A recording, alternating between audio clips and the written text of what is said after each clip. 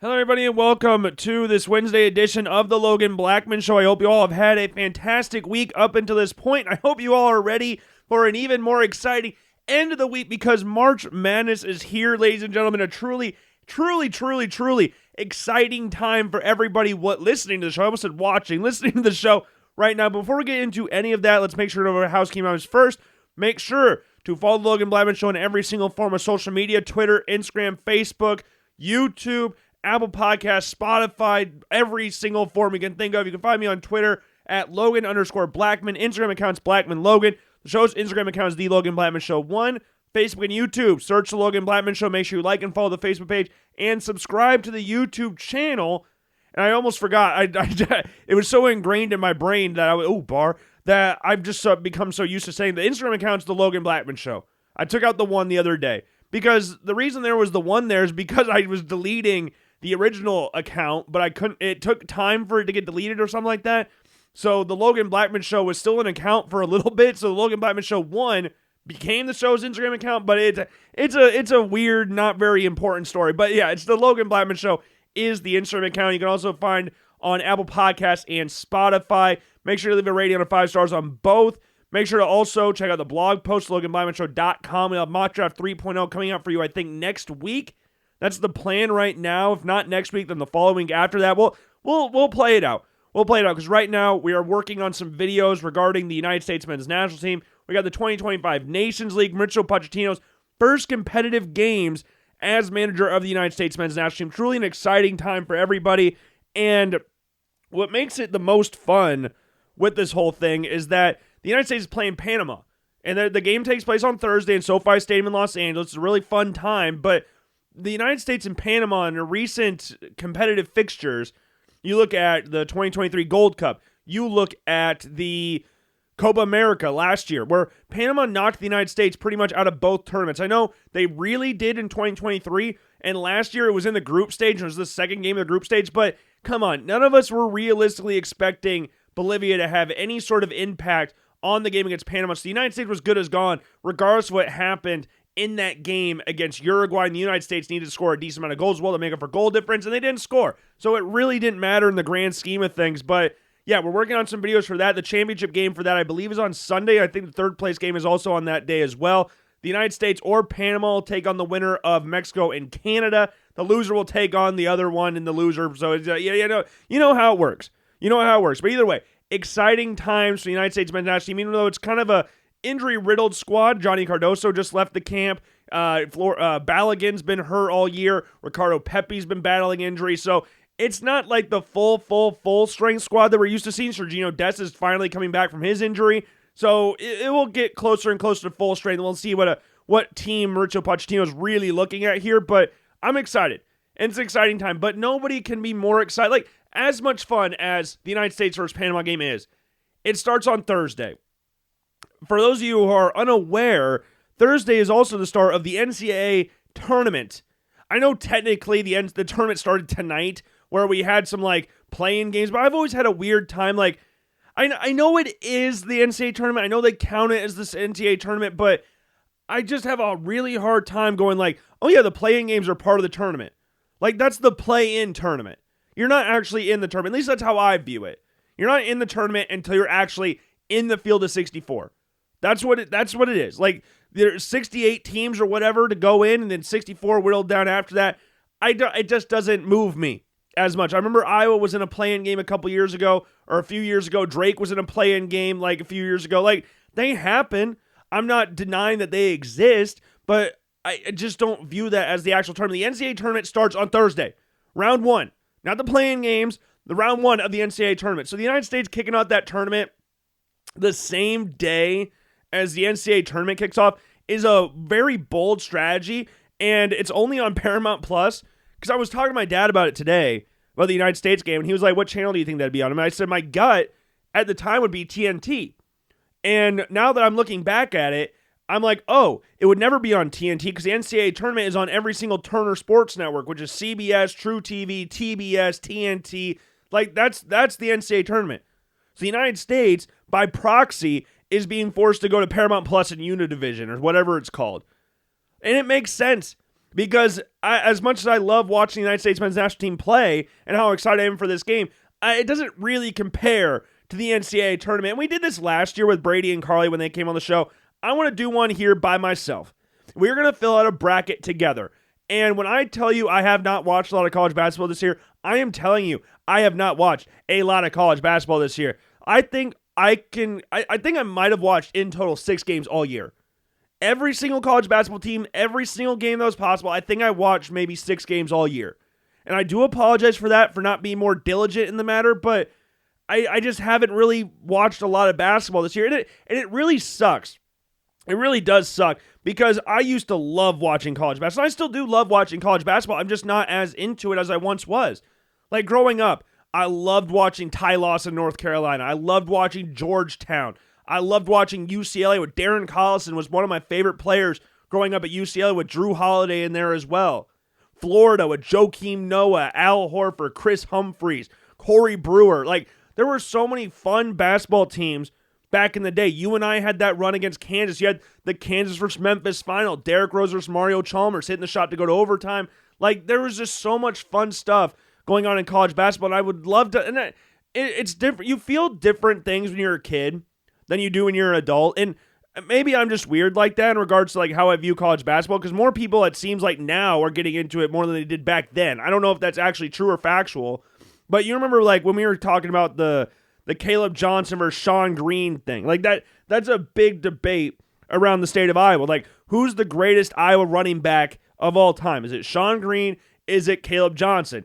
And I always said I'm going to have a hard time saying anybody but Sean Green just because of how I felt at the time. And sports and football are based off feelings more than anything else. Like, how did you feel watching him? I love Caleb Johnson. I think he's a great, great player. We'll talk about the NFL draft and the running back position here in a little bit as well, because Maurice Jones-Drew, former NFL running back, released his list of the best running backs in the NFL draft. So I want to go over that a little bit as well. But yeah, I just wish that I loved, because my love for football has never died.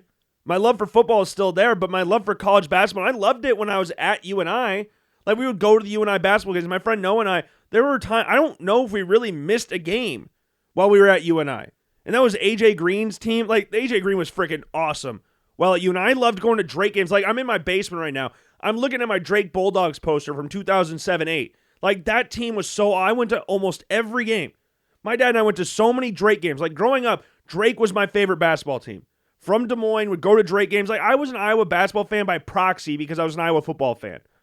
I wasn't like the most die-in-the-wool Iowa basketball fan. I never was, and I haven't really gotten to that point now. Obviously, I'm following it all with the whole Darren DeVries situation where it was like, oh yeah, he's back in Iowa, he's signing the contract and everything. Him and Beth are like very eye-to-eye in regards to what they view the basketball program, and then you get a few hours later, Pete Thamel's like, yeah, he's not a candidate for the Iowa job.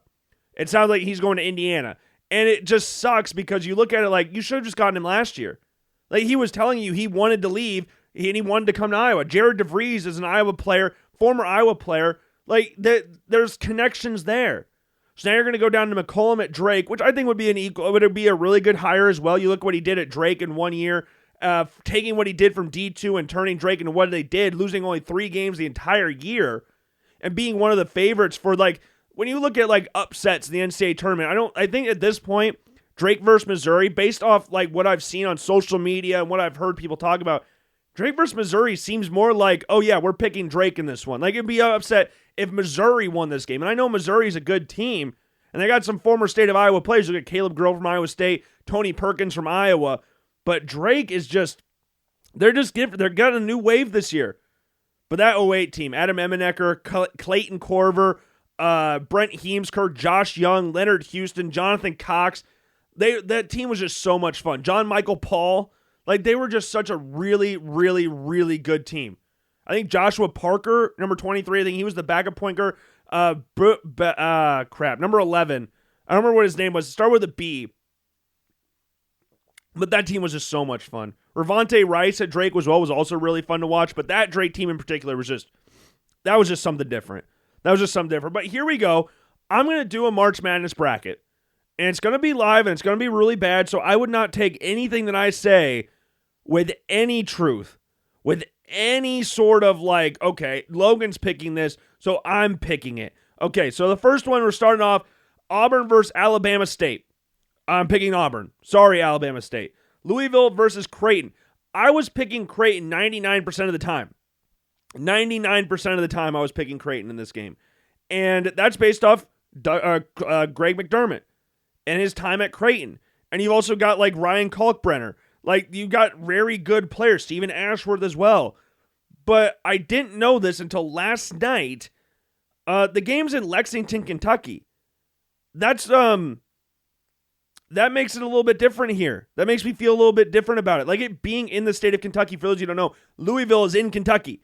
So I'm actually going to pick Louisville in that game, even though my head and everything says Creighton should win that game.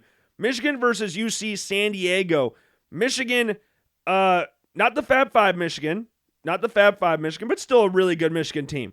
Really, really good Michigan team. They got some big guys in there as well. They got 2 7-footers that play down low. But UC San Diego, they're just they're not a big time program or anything like that. But yeah, there's always that one random ass upset, and this is going to be one of them. I'm picking UC San Diego in this one. Texas A&M versus Yale.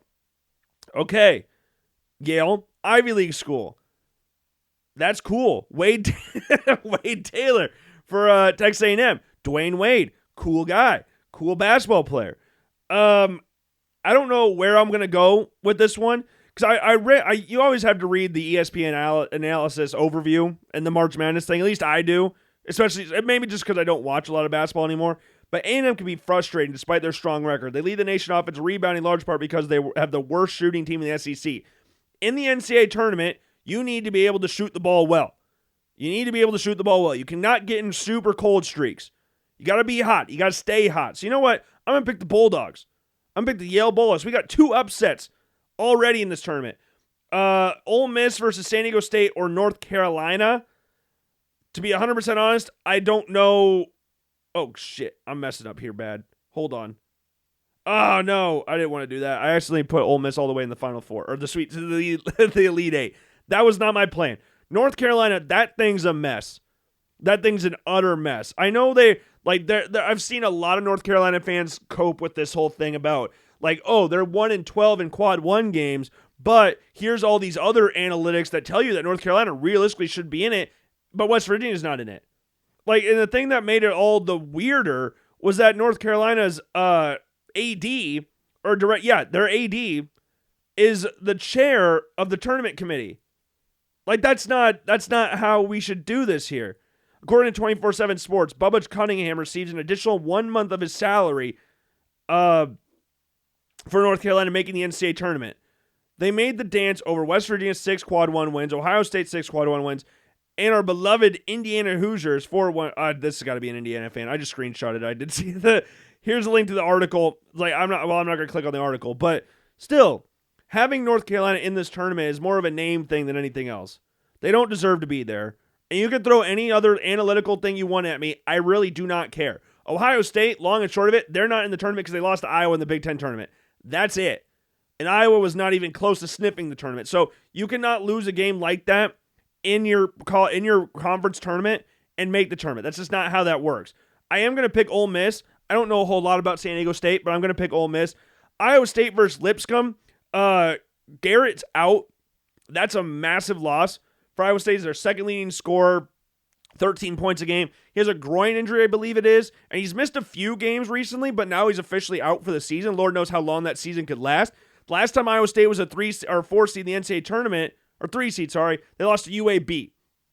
So anything's possible. I mean, anything's possible in the NCAA tournament anyways, but I'm going to still pick Iowa State.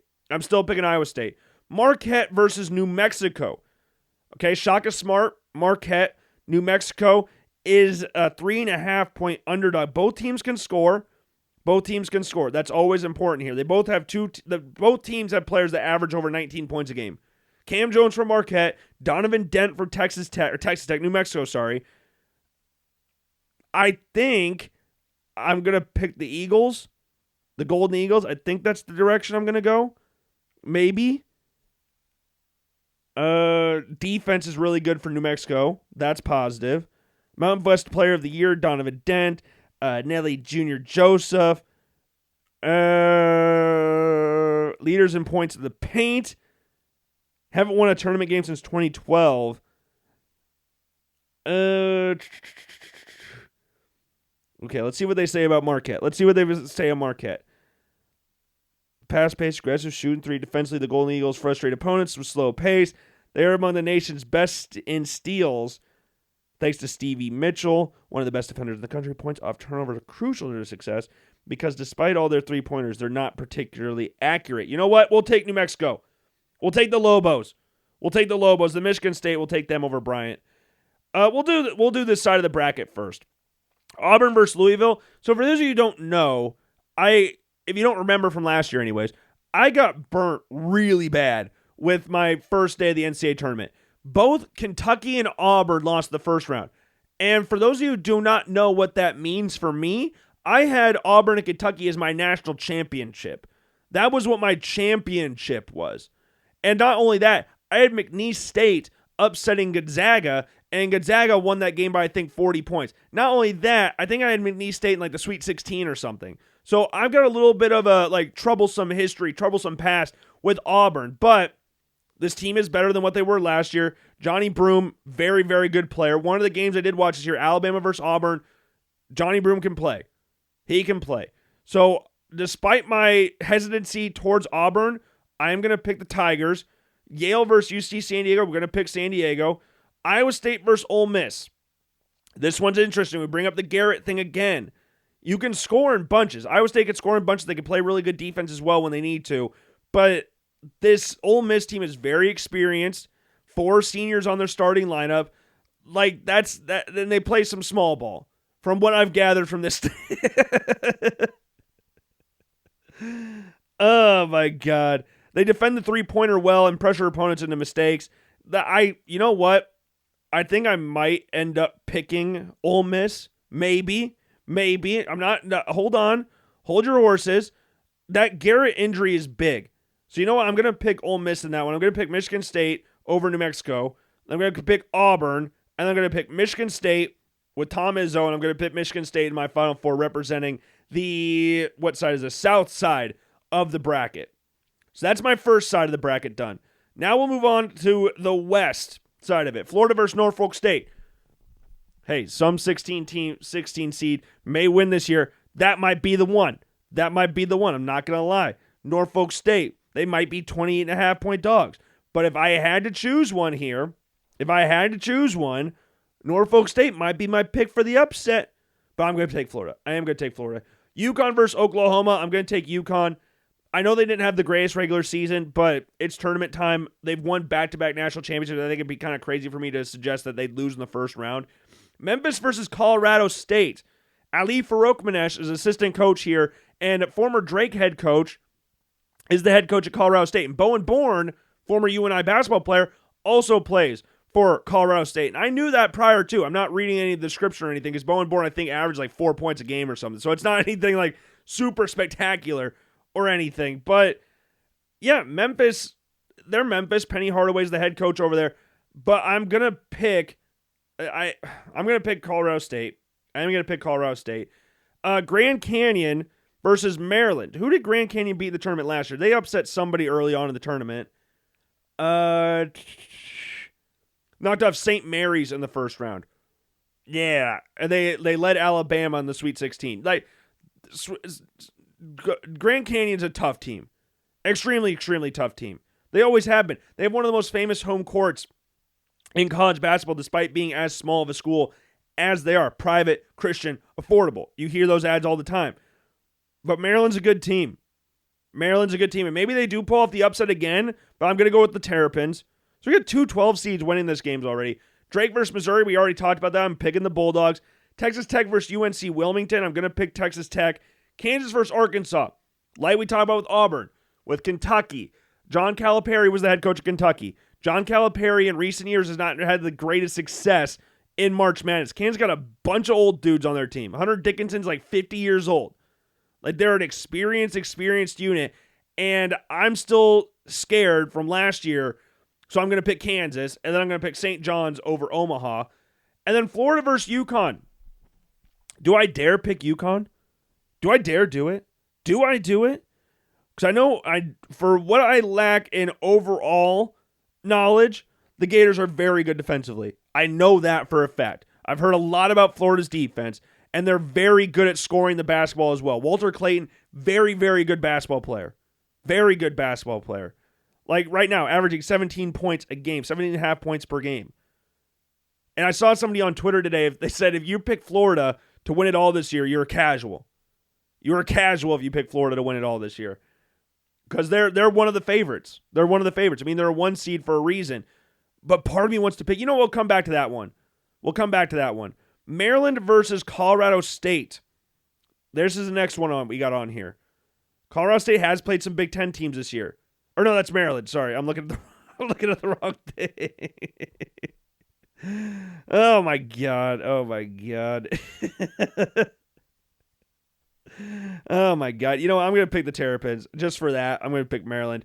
Drake versus Texas Tech. As much as I would love to have Drake move on, I'm going to pick Tech. And then St. John's over Kansas. Not really thinking twice about that one. But UConn and Florida. Maybe I shouldn't be thinking about this one as hard as I am. Maybe I should not be thinking this hard. I don't know. But I'm looked at the last 2 years for UConn basketball. I know it's a different team and all that stuff. But I don't know. It's just a gut feeling where I'm like, you know what? UConn may they could do it. They could do it. Hey, maybe they do.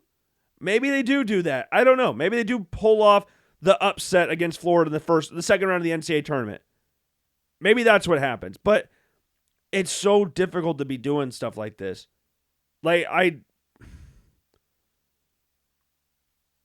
gotta just think. I gotta focus. I'm comfortable with UConn obviously beating Oklahoma in the first round. I'm very comfortable with doing that. But I don't know. I'll pick Florida. Do I want to pick Colorado State though? Part of me just wants to pick Colorado State. Just for shits and giggles. Part of me does. Would that be bad if I picked Colorado State to beat Maryland? Would that be such a bad thing? Would it be? I don't know. You know what? Yeah. We're going to have fun. We're going to pick Colorado State here, and then the fun ends. I'm going to pick Florida. I'm going to pick Florida there. And then St. John's versus Texas Tech. This one's a very interesting matchup. Very, very interesting matchup. I have seen Texas Tech play this year. They score a lot of points.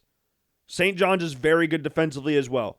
So both teams are solid defensive units. Both teams can score. I'm going to go with St. John's in this game. I am going to go with St. John's. And then Florida versus St. John's. Part of me wants to pick St. John's just for shits. Like, I really just would love to pick St. John's. But I think at the end of the day, I'm going to pick the Gators going to the Final Four. I think the Gators will be my pick there. So maybe I'm a casual. Maybe I am a casual. But Duke, we're going to have them winning. Baylor versus Mississippi State. This is an interesting one. Baylor, it's an 8 versus 9 matchup, which are always, 50-50 shots anyways.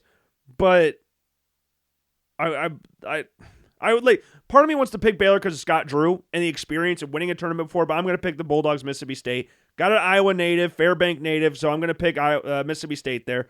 Oregon versus Liberty, I'm going to go with Dana Altman. I am just going to go with Dana Altman. As much as I would love to pick Liberty, I'm going to go Dana Altman there. Arizona versus Akron, I'm going to pick Arizona. Caleb Love, a lot of experience in that team as well. BYU versus VCU. I think I can speak for everybody here. I don't think any of us have ever watched a regular season VCU game. I don't know anybody that's ever admitted that they've ever watched a regular season VCU game. It just does not happen. It doesn't. It's never happened. It never will happen. But when tournament time kicks off, they are just a completely different unit. And they're scary as hell. And as good as BYU is, they knocked off Iowa State in the Big 12 tournament. When they get hot, they get really hot. But when they get cold, like they did against Houston, they get really cold. So I'm going to take the Rams. I am going to take the Rams. Then Montana versus Wisconsin, I'm going to take the Badgers. St. Mary's versus Vanderbilt. I think St. Mary's gets revenge from last year. Not on Vanderbilt, but just gets revenge for losing the first round. And then I'm going to pick Alabama against Robert Morris. Duke versus Mississippi State, I'm picking Duke. Arizona versus Oregon, I'm going to pick the Ducks. Dana Altman again, we're going to go with them. Wisconsin versus VCU, I'm going to pick Wisconsin. And just for safety, I think it's going to be Wisconsin regardless if it was BYU or VCU. And then Wisconsin versus Alabama versus St. Mary's, I'm picking Alabama. Then Bama, and then Duke, and I'm picking Duke in the Final Four. So they're my representative there. Houston, in the Midwest bracket, will pick Houston. Gonzaga versus Georgia, I got to pick Gonzaga. I just have to. They're like VCU. I don't think anybody I've ever talked to has watched a Gonzaga game. No one ever has watched a regular season Gonzaga game, apart from early in the season. No one's ever watched those games before. And as fun as they are, they're tournaments where you kick in. That's where you really kick in. You know they're going to be in the tournament. You don't know how they're doing the entirety of the season, but hey, you're going to watch them in the tournament, and you know you're going to pick them at least once. Except for me last year when I picked McNeese State over them. Speaking of McNeese State, this one, part of me wants to taste the forbidden fruit again and go with McNeese State. Like, they played some tough teams this year and played them close. They played Alabama close. They played Mississippi State close. They played Liberty close. All teams that made the NCAA tournament this year. Like, and they haven't lost since December 14th. So there is part of me that would love to pick McNeese State here over Clemson. And you know what? I'm going to do it. I'm going to pick McNeese State over Houston. Purdue versus High Point. I would love to pick High Point, but I'm going to pick the Boilermakers. Illinois versus either Xavier or Texas. I think either way, I'm going to pick the Fighting Illini in that one. Kentucky versus Troy. Better not lose in the first round again, so we're going them. UCLA versus Utah State. The Aggies of Utah State. 3 coaches in 3 years, if I remember correctly. Hold on, let me see if I got that right. I think I do. Yeah, 3rd straight NCAA tournament berth, 3rd straight head coach. Like, that's pretty crazy to do in today's age of college basketball. Or maybe it's less crazy. I don't know. I loved watching UCLA growing up. Like I said before, they were one of my favorite teams to watch. Drew Holiday, Darren Collison, Kevin Love, Luke Richard, Mabamute. Like, they were so much fun. They were fun. And Utah State, they've beaten some good teams this year. Look at, they've beaten St. Mary's. They've beaten New Mexico. Or no, they lost New Mexico. Sorry. Sorry, but you look at, and they beat Iowa as well, which I don't know if that's an impressive feat or not at this point in time. But UCLA versus Utah State, I'm going to pick the Bruins, and I'm going to pick Tennessee. Those are going to be my picks there. I might, part of me wants to pick Utah State. Part of me does want to pick Utah State, but you know what? We're going to, I'll stick with them. Gonzaga versus Houston. This one's interesting. Gonzaga's made, I believe, 10 straight Sweet 16 appearances. I think that's right. Like, part of me just really wants to pick Gonzaga over Houston. I really want to do that. I really do. Is that bad? Is that bad that I want to pick Gonzaga over Houston? No offense to Houston or anything. I think they're a very good outfit. But I don't know. Part of me just wants to do it. I feel like that one video of Trump, like, I'm going to do it. I'm going to do it. I'm going to do it. Can I do it, though?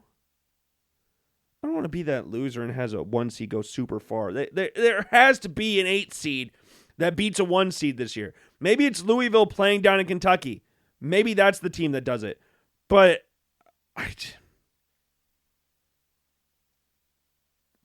part of me just wants to say that I pick it. Gonzaga. I'm gonna go with Gonzaga. You know what? Fuck it. Why not? Didn't even mean to say that. Sorry. I'm tired. And yeah, Gonzaga just seemed to be like at that point. We'll go with Gonzaga. Purdue versus McNeese State. I'm too much of a puss to have McNeese State go any further, so I'm going to go with Purdue. Illinois versus Kentucky. I'm going to go with Kentucky. And then Tennessee versus UCLA. I'm going to go with UCLA in that one. Hold on, sorry. Moving on to the next game on here. So we have got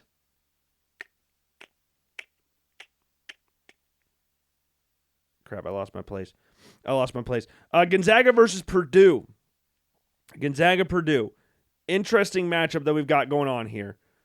I'm going to pick the Zags. Why not? Just have Gonzaga go on a crazy run. Why can't they? Why can't they? There's going to be one team that does it, and I think this year we're going to go with Gonzaga.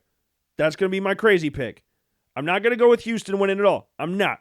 And maybe that's stupid. Maybe it's ridiculously stupid that we're doing that. But I'm going to go with Gonzaga there, and then I'm going to go with Tennessee, and then I'm going to go with Tennessee again. So my final four is Duke, Tennessee, Michigan State, Florida. And my final, I'm going to do... who do I want to do in the final? I'm going to do Duke. I'm going to do Duke. Because every time I've seen Duke play this year, they just seem like they're on a different playing field than everybody else. They just feel like they're absolutely like another level just above everybody. And like Cooper Flagg's there. I don't know. But I'm going to pick Michigan or Florida, I think. Or do I pick Michigan State? Do I pick Michigan State? No, I'm going to pick Florida.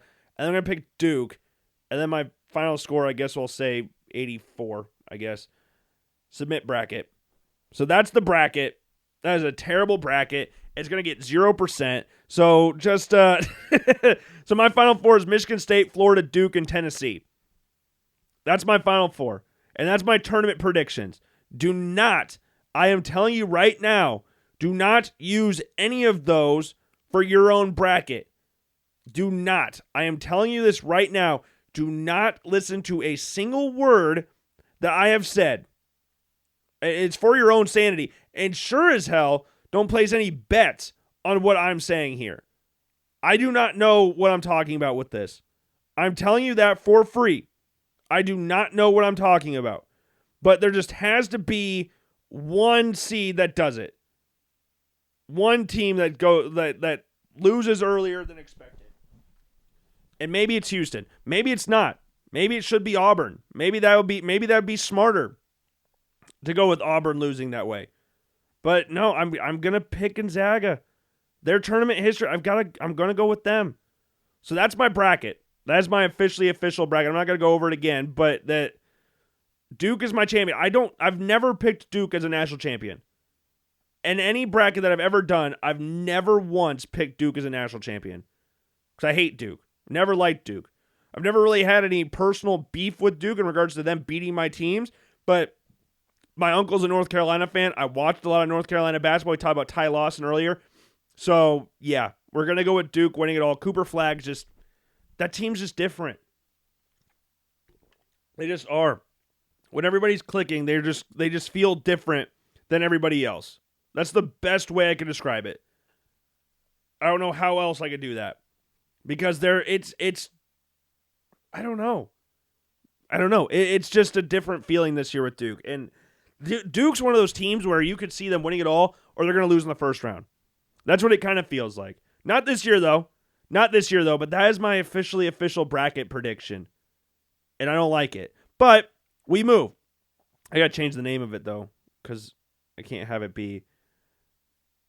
We're just going to call it TLBS bracket. So that way, if it does do well and ESPN starts talking about like the perfect brackets, then go like, well, TLBS, he has a perfect bracket. I go, hell yeah, I do. Hell freaking yeah. Which I won't. I will not. I do not bet on anything sort of close to that. Do not do that. But, you know, the draft is something that I feel a lot more comfortable talking about. So we're going to do that now. We're talking about college basketball. Let's talk about college football for a little bit. The draft is my favorite time of the year. I've said that 1,000 different times in the show in 1,000 different ways possible. It's just a truly amazing time in the sport. Like it's the off season, but you stay busy all off season. Like it doesn't just end after the Super Bowl. You've got the Senior Bowl. You've got the Shrine Bowl. You've got the Combine. You've got pro days. And you've got the actual draft. Like football is really a year-round sport. As much as it is in the season, football is a year-round sport. And I absolutely love it for that. It keeps me busy all the time. And the NFL draft is something that has become more and more accessible for the average person out there. You'll see a lot of different takes on social media around it. And I'm not sitting here acting like I'm an expert or anything. I'm definitely not. I am the draft expert, which was spawned again because of the NCAA tournament with Seth Davis. So you get a lot of differing opinions about this. And speaking of Seth Davis, someone screenshotted his takes over all of his different things that he said. Yeah. So interesting takes there. But you know what? Did I pick UCLA? Part of me wants to pick Utah State. Well, I might adjust it. Yeah, you never know. But the thing with the NFL draft is that there's so many, again, different takes around the entire thing. Every position is scrutinized to the nth degree. And one person that I love looking at their rankings more than anybody is Chris Sims. Chris Sims always has the most interesting draft rankings out there. Like, if you remember a couple years ago, well, even last year, he said Drake May was the worst out of the top 6 or 7 quarterbacks in the draft. Top 6 or 7. Drake May was the bottom of that list. For those of you who don't remember, Drake May was my number 1 quarterback going into the draft. So that shows the disparaging nature of our lists, I guess you could say. I got to see what they were exactly last year. I want to say he had like Caleb Williams. Okay, so he had Caleb Williams, Jaden Daniels, Bo Nix, Michael Penix, J.J. McCarthy, Drake May. He was in tier 4, tier by himself. My rankings last year were Drake May, Caleb Williams, Jaden Daniels, J.J. McCarthy, Bo Nix, Michael Penix. I think. It was something along those lines, but that was pretty much the gist of it. But you just got there's so many interesting rankings. Like this one in 2023, Stroud, Bryce Young, Hendon Hooker, Anthony Richardson, Dorian Thompson-Robinson, and Will Levis. Those were those rankings. The most famous one, though, is when he had Zach Wilson as the number 1 quarterback in 2021. Zach Wilson, Trevor Lawrence, Mac Jones, Kellen Mond, Justin Fields, and Trey Lance. So Trey Lance being dead last, you can make an argument, but Kellen Mond at 4 is a little crazy, I would say. And I remember that time, it was like, oh, I'm doing this because I want to be a GM someday. It's like, Zach Wilson's your number 1 quarterback? He was my number 3 at that point in time. But that draft class, you ain't getting no winners in that class. There's no winners there. Every quarterback on that list that I just mentioned, bar Trevor Lawrence, is on a different team. Every single one of them is on a different team. This year's class is interesting because this year's class is not as talked about because of the perceived lack of depth at the position. And rightfully so. You just don't get a lot of people talking about it because there's not that big star name. Cam Ward, in my opinion, I've had this opinion for 90% of the college football season, is the undoubted number 1 quarterback in this class. He's the undoubted one. I can see arguments for people saying Shedeur Sanders. I can understand them. But to me, Cam Ward's got an ability to do things that Shedeur just can't do. And that's not anything bad on Shedeur. Like, he doesn't need necessarily to throw the ball 100 miles an hour or make some crazy play out of nothing. He doesn't necessarily need to do that. But that's what I think separates Cam Ward as the number 1 quarterback in this class, and that's why he's in a tier by himself in tier 1. And I understand that, and I respect that, because that's what I have. Tier 2 is Shedeur Sanders and Jackson Dart, both in tier 2. There's been a lot of stuff swirling around Jackson Dart at this point in time, around him being a potential first-round draft pick. And I've talked about this before. I think I talked about it a few weeks ago, actually, where it's like how much a player's draft stock grows after they're not playing football. Like, we've watched Jackson Dart during the season, and then now that we're in the offseason, like, no one talked about Jackson Dart being a first-round draft pick back in October, but now that we're in March, we're now talking about him being a potential first-round draft pick. Cam Ward and Shedeur Sanders were up in that category the entire season. Jackson Dart wasn't. Jackson Dart would put up a game where he throws for 500 yards, and the next game he throws for about 120. Like, there's a lot of ebb and flow with Jackson Dart. I think Jackson Dart's very good. I can see an argument where he is QB3. I might change him to being QB3 if I go back and watch everything again. But it's kind of funny just how quick everything switched to him now being QB3 when that wasn't a conversation really at the beginning of the year or middle of the year or really at the end of the year until probably the bowl game, and then people start talking about it a little bit more. But tier 3, Kyle McCord, understandable. Kyle McCord's a very good quarterback. Put up video game numbers while at Syracuse. Led the nation in passing yards. Broke the ACC single season passing record. Like, that's what you love to see. After throwing 5 interceptions against Pitt, I think he threw 1 the rest of the year. Like, he had 15 touchdowns, 1 interception after that Pitt game. And he had a great season at Syracuse. And number 5 is Quinn Ewers. And those are the only quarterbacks on his list. So Cam Ward, Shedeur Sanders, Jackson Dart, Kyle McCord, Quinn Ewers.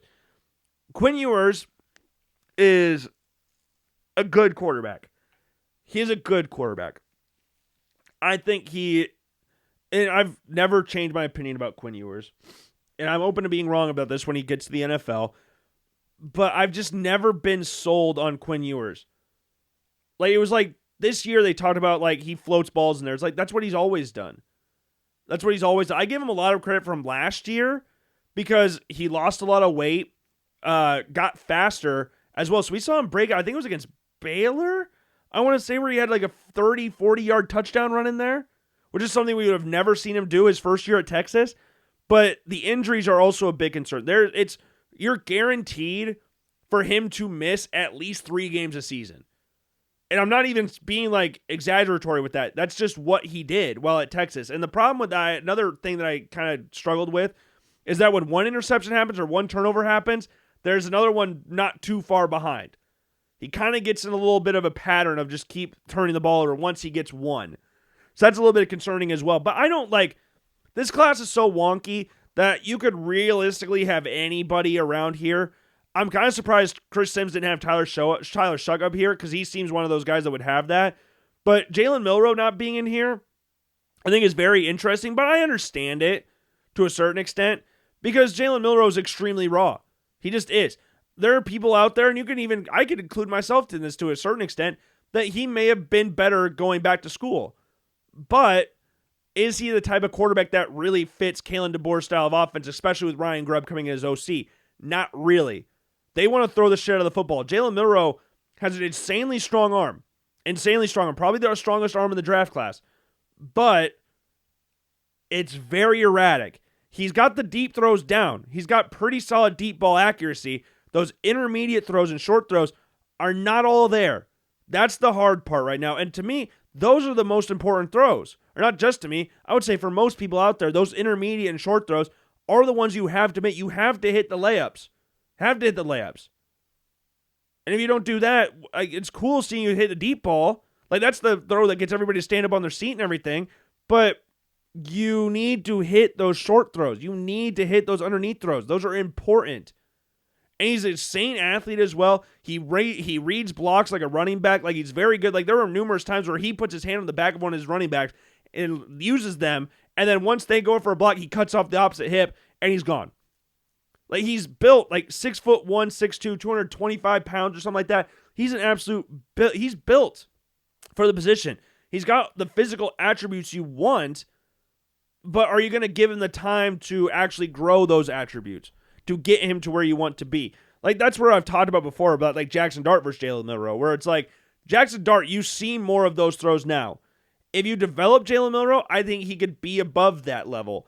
But do you have the patience for that? Like, that's the big thing that you're going to have to look out for here. And Jackson Dart, my rankings again are Cam Ward, Shedeur Sanders, Milroe, Dart, and then Will Howard. But Howard's had a really rough offseason. But that's why he's a little bit further down on these lists. But I toyed with Kyle McCord there. He wouldn't be anywhere lower than 6 at this point in time. It'd be Kyle McCord at 5. It'd be Will Howard at 6, or vice versa. Like, you could go either direction. And, yeah, I don't really have an issue with his, with his rankings. I really do not have an issue with them. There's usually something that I have a problem with. Like we talked about the other ones. Like Drake May being dead last is an interesting, and a tier by himself as well. Zach Wilson being number 1. Kellen Mond being at number 4. I was never a fan of Kellen Mond while he was at Texas A&M. Never a fan of Kellen Mond. Then you got the Hendon Hooker being number 3, and I liked Hendon Hooker while at Tennessee. I liked him. Number 3 is a little bit interesting. Dorian Thompson-Robinson, another guy I really liked at UCLA. Number 5, it being 5A in that category as well, I thought was a little interesting, but hey, he got CJ Stroud number 1, but that was literally a 50-50 shot. And I love both of them, but Bryce Young was my number 1 guy. So you could go like, well, Logan, you had this. Well, okay. You look back at some of my previous rankings. So back in 2021, the Zach Wilson draft class, I had Trevor Lawrence number 1. Shocker. Pretty difficult for me to say that one. Then in 2022, which was 2022 again? Hold on. I'm trying to... This graphic is not real. I'm on Google Images right now. It's not a really like friendly graphic. Who was 2022? What was that class again? 2022. What was that class? Oh, that was Kenny Pickett's draft class. It doesn't matter who you had at number 1 for that. Not Brock Purdy. Did not have him in that class, but or in that rankings at all. 2023, I had Bryce Young, like we talked about. Then I had Drake May last year, and this year I have Cam Ward. And Caleb Williams, he was number 2. Might as well have been number 1. It's like 1A, 1B. That's how it was at the start of the year. That's pretty much how it was at the end of the year as well. But I did have Drake May there. But the quarterbacks are just the biggest hot button issue in all of the NFL draft and all of football in general. The favorite and least favorite player of every single fan out there is the quarterback position. And the favorite player for almost every fan is the backup quarterback. And as an Iowa fan growing up, that's a very true statement. That's a very true statement. But speaking of draft classes and quarterbacks and stuff like that, make sure to check out our draft class rankings on YouTube. I did a little thing where I thought of this idea at work where I would go through and rank each quarterback from 2024 to 2004 based off their Super Bowl championships, their conference championship appearances, Super Bowl appearances, MVPs, all that good stuff, and rank them based off that. And it was just a little fun experiment. If you disagree with them, that's perfectly fine. It's just a fun little thing, and it's a very flawed system. I'm very well aware of that. It's a very, very flawed system, but it's something fun. It's something fun to do, and if you don't like it, then that's perfectly fine. That's perfectly fine. But the number 1 draft class was 2004. That shouldn't really come as too much of a shocker there. That's Eli Manning, Phillip Rivers, J.P. Lossman, Ben Roethlisberger. It's that class. Legendary class right there. And I did it for an experiment just because I was like, let's see what we could come up with here. What is based off these specific categories, what is the number 1 draft class? And I looked back at 83, which is widely considered to be the greatest quarterback draft class of all time. That's John Elway, Jim Kelly, Dan Marino, that class. So 2004 had around 1,200 points in total. 83, had somewhere between 1,600 and 1,700 points. So that's a 400-point difference right there. Like, that's how crazy the 1983 draft class was. Because John Elway went to 5 Super Bowls. Jim Kelly went to 4. Dan Marino went to 1 Super Bowl. John Elway was an All-Pro, won an MVP. Dan Marino won an MVP, All-Pro. Jim Kelly was All-Pro. Tony Eason went to a Super Bowl. Lost to the Bears, but he went to the Super Bowl. Ken O'Brien was a Pro Bowler. Like, that class was just so legendary, and every single person did something in it. Barring, like, obviously not everybody, but the top 5 guys, they did something there. And then you couldn't really say that about a lot of the other draft classes that we mentioned on that list. So it's a fun experiment. It's nothing that's like finite or anything. It was just a very specific thing that was there. I thought it'd be fun. And it was fun. But the YouTube channel, obviously, again, got the United States previews coming out. We'll have the one coming out today. So make sure you check out that on the YouTube channel. But I want to still talk about the NFL draft. I still want to touch on the NFL draft here a little bit because we talk about quarterbacks a lot. But running back is a position that's a little bit of a hot button issue as well. It's a very opinionated position because you get people that are like, oh, you can't draft a running back in the first round. You can't do that. Legs on a running back, tread on the tires, all that good stuff. All that gets brought up around draft time. And now, as we look at the NFL draft, running backs are becoming more and more valued, more of what they used to be. Like what we saw back in the day. Like, I remember the Breece Hall draft. Like, no running back was drafted in the first round. There were running backs linked to it, but nobody was drafted in the first round. Because you couldn't draft a running back in the first round. You could not do that.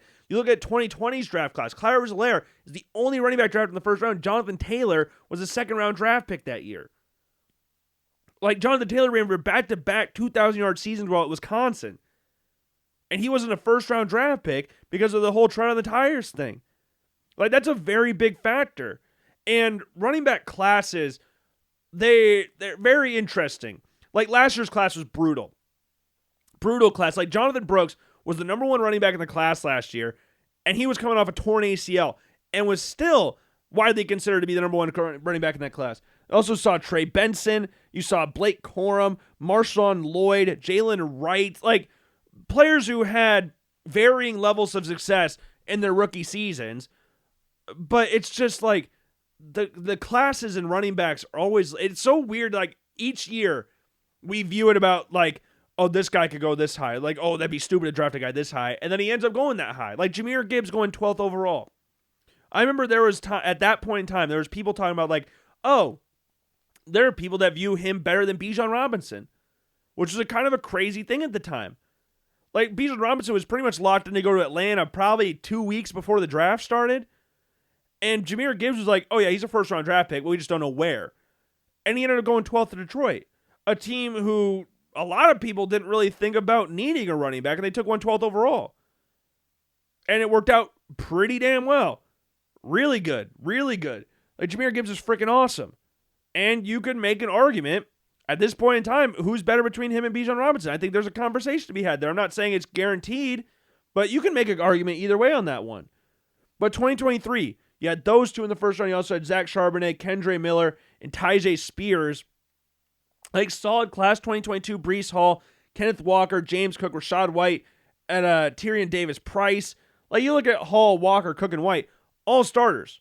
Well, Rashad White, not really as much anymore in Tampa Bay because of Bucky Irving's emergence, but really good player still. And then 2021, Najee Harris, Travis Etienne, Javonte Williams, Trey Sermon, and Michael Carter, two North Carolina guys. That was a bad year for North Carolina. They lost their top two running backs and their top two receivers, Dynami Brown and,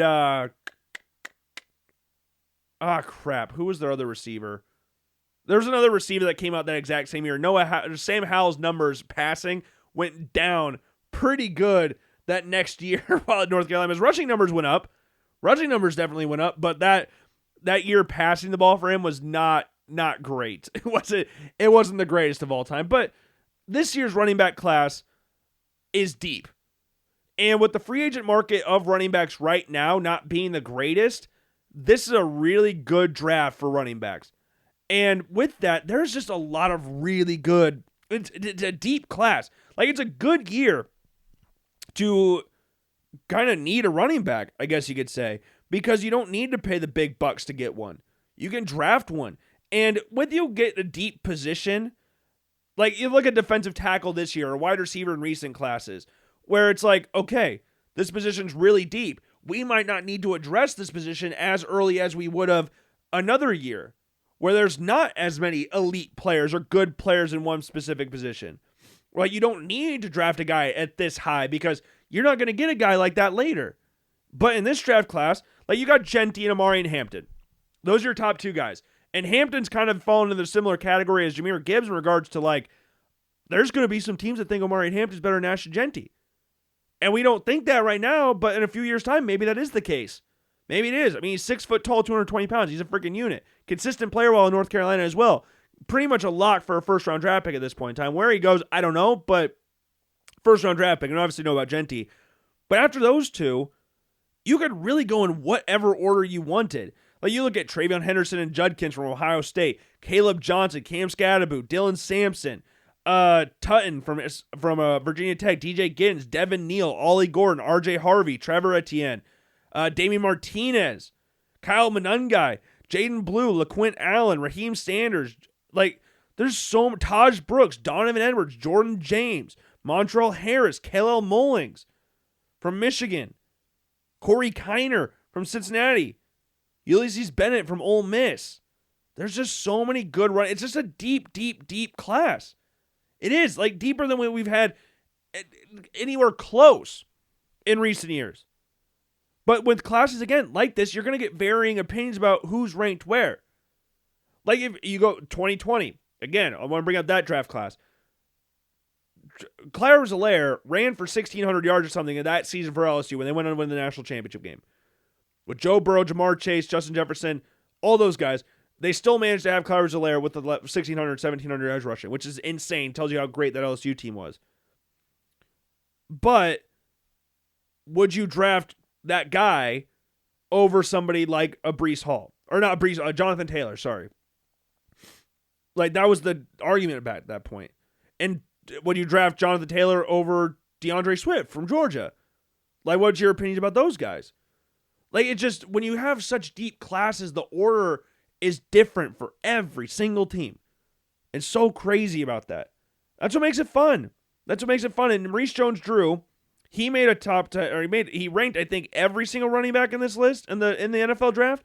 But they posted the top 10 on Instagram, and I thought this was very interesting. Ashton Jeanty was number 1, and then Travion Henderson is number 2. And what I like about Travion Henderson, they said this in the game against Texas. Travion Henderson can literally turn nothing into something. He can take a ball from the opposite 10 and take it to the house in a blink of an eye. And he did that against Texas where he had a 75-yard touchdown on a screen pass. Like, that's what he does. So electric. And Judkins was the power guy. And Judkins was a 1,000-yard back at Ole Miss. Like, if anything, going to Ohio State, yes, he had less yards rushing individually, but that I would imagine that helped his draft stock because we talk about the quote-unquote tread on the tires thing. Like, that's important for these guys in the NFL draft. But Cam Scatterboot comes in at number 3. And that was interesting. And I think it's always funny when you have players like Cam Scatterboot, like, oh, it's Peyton Hillis. Like, that's the comparison right there. Big white running back. Like, that's what the comparison is. But Scatterboot can do so much for your offense. I'm not saying he's like Christian McCaffrey or anything in regards to like catching the ball in the backfield and that kind of stuff. But Arizona State, he was their entire offense. Ran the ball. I think I don't remember the exact number he had receiving yards, but he put up a decent number of numbers receiving. And at the game against Texas, he balled out in that game. Literally died on the field. Was dying on the sideline during that game. He threw a touchdown pass in that game, if I'm not mistaken. Like, he did literally everything there. But he doesn't really have that quote-unquote top-end speed. Not saying that's the most important factor in being a running back, but that's definitely an important factor. And he's not the biggest dude in the world either. I think he's like 5'10" or something like that. But I think he's a very, very good player. Very good player. Then Judkins at 4. TJ Giddens from Kansas State at 5. RJ Harvey at 6. Omarion Hampton all the way down at 7. It's very interesting. Then Trevor Etienne at 8. Tutton from Virginia Tech at 9. And then Woody Marks from USC coming in at number 10. So no Caleb Johnson in there. No Caleb Johnson, which I think is very interesting. But if I was doing my own personal ranking, just top 5, I would do Ashton Jeanty. I would do Omarion Hampton. I would do Travion Henderson. I would do Quinshon Judkins. And then I would do Caleb Johnson. That would be my top 5. That would be my top 5. And then after that, like, Devin Neal not getting a shout. Devin Neal was awesome at Kansas. Devin Neal is a freaking beast while at Kansas. Dylan Sampson is a very good running back as well from Tennessee. TJ Giddens was a lot of fun there. Ollie Gordon a year ago was considered to be one of the best running backs in college football. And yeah, didn't really have that same season this year for Oklahoma State. They didn't win a single game in conference play, if I'm not mistaken. But this class is so deep. It's so weird to look at it from comparing to other running back classes. Like, this class is really good. That top 5 running backs right there, at least in my personal rankings, they could all go within the first 2 rounds. I think Caleb Johnson's more of like an early day 3 guy, but it wouldn't shock me if he ended up going in the second round. Not at all. It wouldn't shock me if he ended up going early second round, sorry. But I think Henderson's speed, I think, is what separates him from Judkins and him. And I might put Caleb Johnson at number 4. And I say that like Caleb Johnson's speed is, Travion Henderson's speed is different than Caleb Johnson. It is. That's not me saying Caleb Johnson's slow by any stretch of the imagination. I mean, he had multiple plays where he had to pull away from defenders. Multiple touchdowns came from outside 20 yards. Like, that's just what he did. Like, even the year before that, he had multiple plays where he just breaks off massive runs. He's so good at reading blocks. Like, I was switching that zone blocking scheme up front. That worked to his favor a lot. He didn't even play the first half against Illinois State and still finished with over 100 yards in that game. He is good for a breakaway touchdown at least once a game. Like, he's that guy. You know what? It's close between him and Judkins. You could put him anywhere. You could put him at 3. I just think Hampton and Jeanty are kind of those top 2, and then it kind of follows after that. But running backs, I love that the position is getting more love from the NFL. Like Saquon Barkley getting paid. We talk about Derrick Henry doing what he did in Baltimore after what he did in Tennessee, and he's another guy, Heisman Trophy winner, but he was a second-round draft pick because of the tread on the tires thing. Because if you look at what he did in high school as well, his numbers in high school are ridiculous. Like, we talk about just trying the tires for college. No, for his case, that goes into high school as well. He ran the ball damn near 500 times in one season in college, in high school. Like, he was ridiculous in high school. Bigger than everybody else, too.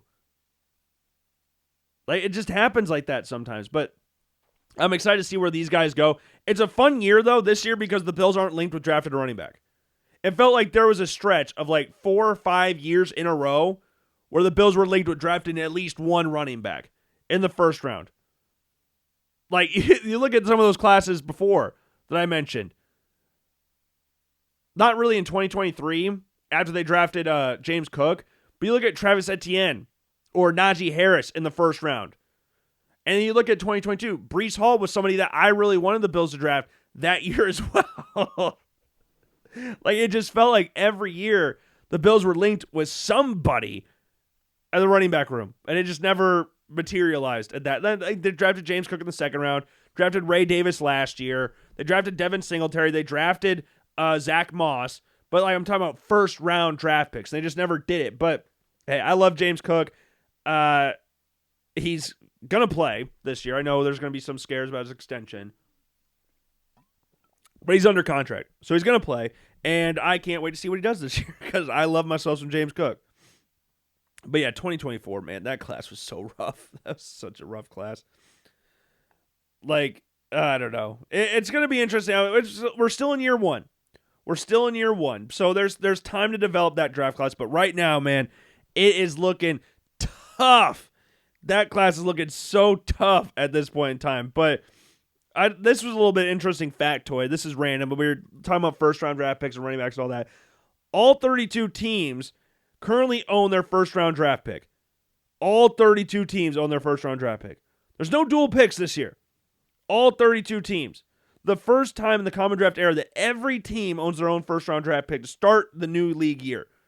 We have not had one draft pick traded in the first round yet. Obviously, it's going to change come draft time. Obviously, it's going to change. But Adam Schefter tweeted this out. So far, there have been no trades involving first-round picks in the 2025 draft. This is the closest to the start of the NFL draft in which there have been no trades for first-round picks since 1993, when 5 days before that year's draft, the Chiefs traded a first-round draft pick to the 49ers for Joe Montana. Draft pick trades are fun.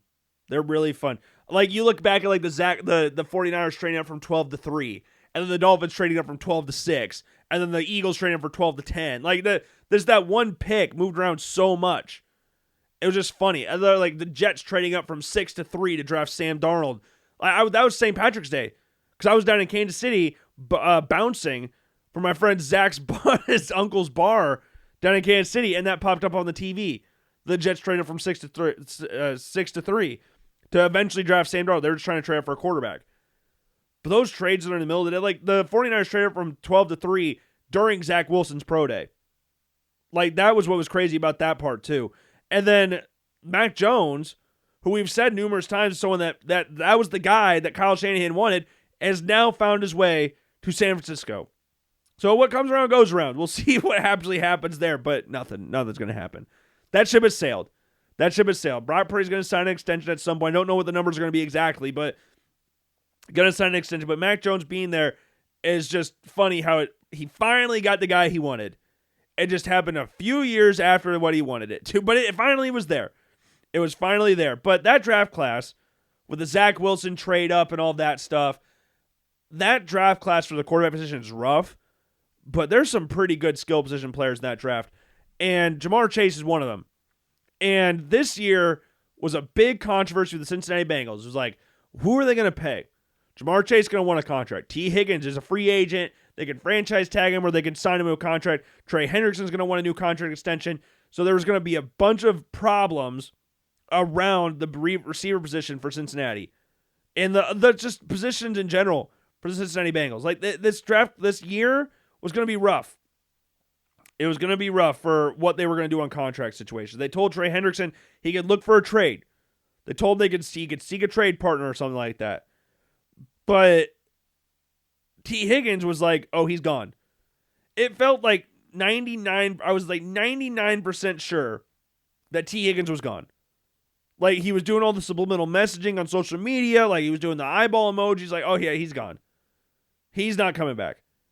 If he did, then impressive. I don't know how they would do that, but it was like, oh, yeah, he's going to get traded. I think we could say that from about 2 years ago. It was like, oh, yeah, we're trading this guy. He's going to get traded. But then a couple days ago, or yesterday, I don't remember when it was exactly, the Bengals announced that they not only re-signed Jamar Chase, they also re-signed T. Higgins. And Chase got a 4-year, $161 million contract with 112 guaranteed. And T. Higgins got a 4-year, $115 million contract. Jamar Chase is now the highest paid non-quarterback in the league, which lasted for Myles Garrett for about a week. And Myles Garrett had a pretty funny quote, like, it was never about the money. So, okay. Never about the money? Is that why you said you were going to win and want to focus on winning Super Bowls, and then you just signed the biggest contract in NFL history for a non-quarterback? Because the Browns ain't winning no Super Bowls anytime soon. So what changed your mind with that whole process?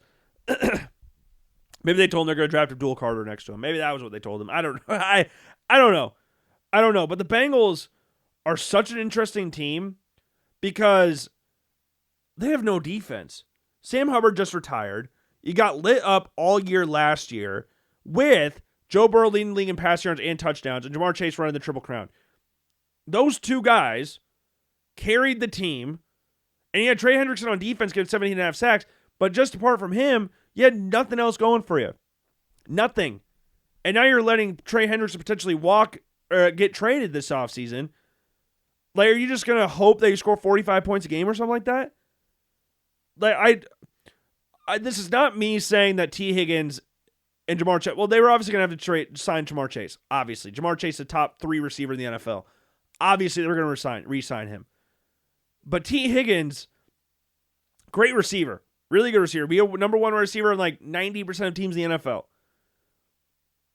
But you needed to sign both of them the same offseason to those contracts when you have so many other needs on the roster.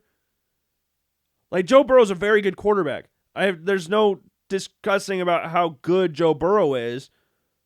But if he's as good, then why do you need to sign T. Higgins to that big extension? Like, surely you could operate with Jamar Chase and then draft somebody and go cheaper and then spend money on defense. That would be what my thought process would be, and get a haul for T. Higgins as well. I don't know. That's just how I look at it.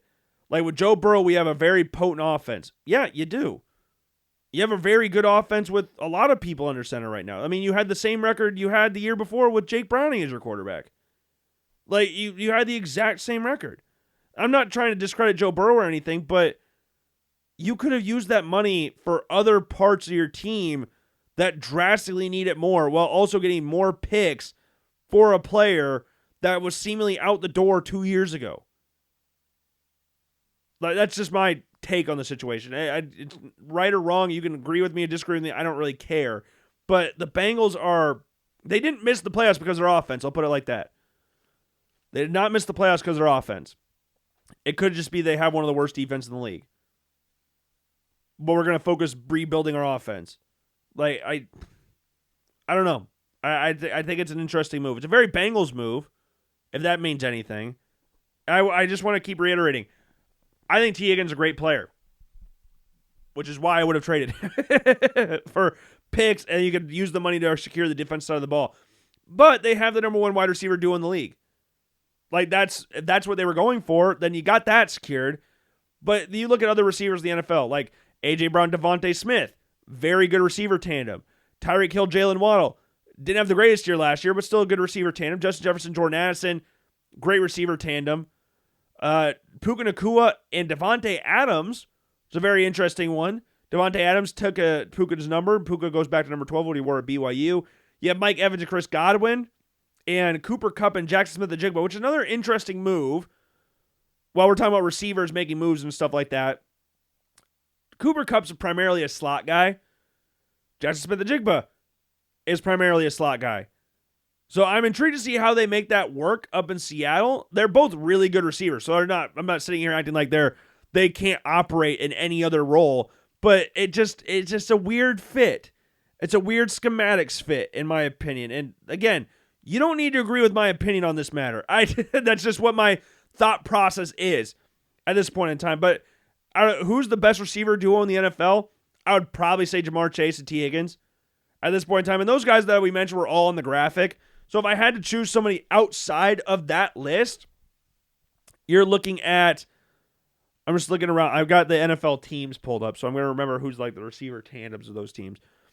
The Bills, no, they're not in there. The Jets, no. Patriots, no. Ravens, no. Browns, no. Steelers, DK Metcalf, George Pickens, no. Fun, but no. Texans, Nico Collins, Tank Dell, good, but no. Tank Dell's currently hurt. Colts, no. Jaguars, no. Oh, the Texans did get Christian Kirk, so Nico Collins, Christian Kirk. Titans, no. Broncos, no. Chiefs, no. Raiders, no. Chargers, no. Cowboys? CeeDee Lamb. Did I mention CeeDee Lamb in there? No, I did not. I couldn't remember if CeeDee Lamb was mentioned on there. But CeeDee Lamb and whoever the Cowboys drafted this year. Giants, no. Commanders, no. Bears? DJ Moore, Roma Dunze? You can make an argument. Not the best, but like give him a conversation starter there. Lions? Jameson Williams and Amon-Ra St. Brown? That's a good receiver tandem right there. Packers, no. Falcons, no. Panthers, no. Saints, no. Cardinals, no. Niners, no. So the best one that wasn't mentioned on that graphic is probably DJ Moore, Roma Dunze. That's probably the next best one. Because there's not really a lot of other options for like wide receiver quote-unquote tandems. Like the Bills, Khalil Shakir and hopefully Keon Coleman this year. That's the hope. But Joshua Palmer, I really thought that was a really solid signing in regards to getting a separator, which some of the Bills did not have. They tried to get that with MVS. MVS is just not very good. So that was kind of the little bit of a caveat there. Like, yeah, you got a separator, but he's not very good at, catching the football. So, yeah. So we're going to have to make do with that one for the time being. But, yeah, the NFL draft is a very interesting process. It's a very interesting process. The whole, receivers, the receiver class are always good. Receiver class are always pretty good. Like, you look at the receiver class this year. It might not be the same depth of, like, previous years, but, like, McMillan, Matthew Golden, Emeka Egbuka, Luther Burden, Trey Harris, Aomanor, from Stanford.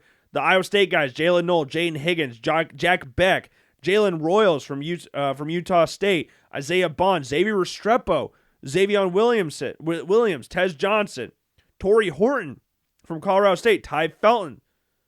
Like, this is a good class. It might not, again, have the star power of previous year's classes, and you might only get 2 to 3 guys drafted in the first round, because Luther Burden's draft stock's falling, and very good wide receiver, was a top 10 pick if you asked this question before the season started. It's just funny how, like, that all works out, but he'll probably kick ass in the NFL. Trey Harris is very good from Ole Miss as well. Jackson Dart said he was the best receiver in college football, which I think you have to say, kind of contractually obligated to. Like, your number one wide receiver, you kind of got to say that he's the best receiver in college football, because wide receivers are very opinionated, I guess you could say. They're always wide open as well. So, yeah. I don't know. Again, that T. Higgins thing, that surprised me. That surprised me. You can look at that as a good thing or a bad thing, but that surprised me. Good or bad, that surprised me. But I think that's all I've got for you today on this Wednesday edition of the Logan Blackman Show. Joey Bosa signed with the Bills. That was fun. I did enjoy that one. Nice one-year deal, pretty safe contract there. But, yeah, Cam Ward right now, it looks more and more likely that he's going to end up being the number 1 overall draft pick, which shouldn't be too surprising.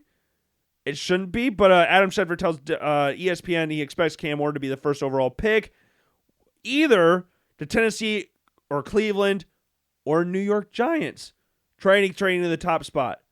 My gut would just say the Titans take him, but if they trade back with the Giants, I wouldn't be shocked with that either. So it's going to be an interesting time period. We got over a month till the draft, sorry.